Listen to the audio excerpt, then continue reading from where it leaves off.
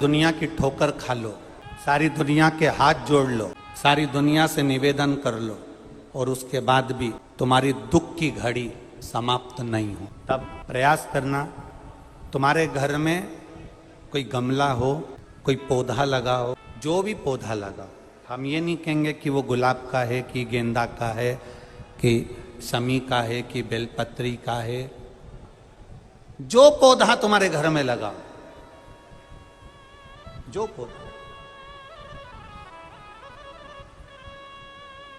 एक प्रयास करना। अभी सावन चालू हुआ है, अगर तुम्हें लगता है कि मेरी दुख का समय समाप्त नहीं हो रहा, मेरी दुख की घड़ी समाप्त नहीं हो रही, तो घर में रहने वाले जितने लोग आस्था चैनल पर कथा सुन रहे हैं, जितने फेसबुक यूट्यूब पर कथा सुन रहे हैं और जितने पुष्कर राज की इस पावन धरा पर बैठकर कथा सुन रहे हैं, उनसे निवेदन करेंगे, श्रावण 2 सावन अब की बार हैं, एक अधिक मास का भी पड़ेगा और एक श्रावण ये पड़ेगा। ये जब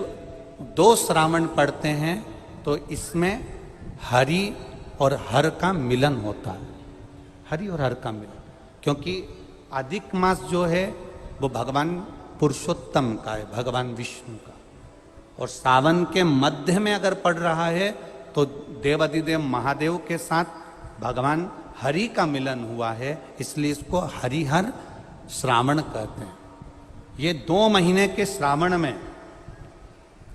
अगर मान लो एक दिन आपका निकल भी गया, 2 दिन आपके छूट भी गए, कोई दिक्कत की बात नहीं है।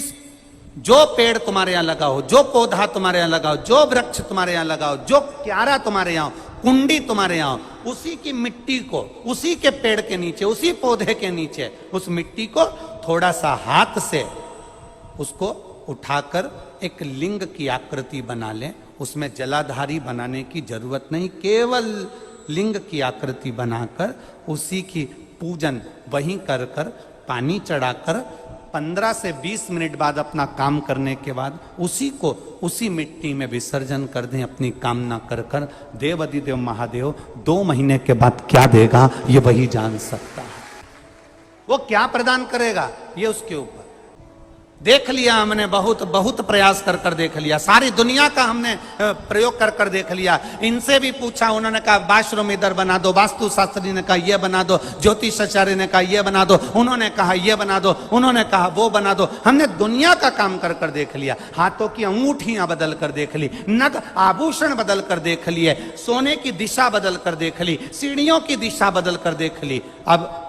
जब सारी दिशा बदल कर देख ली, सारा काम कर कर देख लिया, उसके बाद भी अगर हमारी ग्रह दशा नहीं सुधरे, हमने सबके दरवाजे जाकर देख लिया, देवी देवता उनके भी धोख धोख के देख लिया, पर जब भी अगर हमारी दशा ना सुधरे तो फिर कहीं मत जाना, महादेव के चरणों में जाकर बस उसकी आराधना में लग जाना, फिर वो संभाल लेगा। जितने लोग कुबेरेश्वर धाम पर आते हैं, हम उनसे कहते हैं कभी भी यहाँ पर आकर ये मत कहना कि मेरी गाड़ी, मेरा बंगला, मेरी जमीन, मेरी जायदाद। यहां तो झोली भी अगर खाली लाओ, 25 साल, 30 साल, 40 साल भी अगर शादी को हो गए और औलाद नहीं हुई है, तो उसके दरवाजे पर जाकर कहना, कथा सुनते सुनते उसके 7 दिन की कथा में कंकर शंकर का स्पर्श रोज कर कर अपने गर्भ को लगाते हुए कहना, तेरी कथा सुन रही हूं, मैंने सुना है तू सबकी गोदी भर देता है, मेरी शादी को 30 साल हो गए, झोली तो तू ही भरेगा, मुझे विश्वास है खाली नहीं लौटाएगा, और वो देकर ही भेजता है, देकर। अगर कोई जिंदगी में आने के बाद अगर 1000 अश्वमेघ यज्ञ भी नहीं कर पाता, पृथ्वी पर आने के बाद में अगर मान लो कि हमने 1000 अश्वमेघ यज्ञ नहीं करे, 1000 अश्वमेघ यज्ञ को हम नहीं कर पाए, तो पद्म पुराण कहती है कि प्रयास करना, एक बार पुष्कर राज की भूमि पर आकर ब्रह्मा जी का दर्शन कर कर, सरोवर, सुंदर सरोवर में स्नान कर कर भगवान की अविरल भक्ति को धारण करने का प्रयास करना। 1000 अश्वमेघ यज्ञ के बराबर पुण्य ये पुष्कर राज की भूमि दे देती है।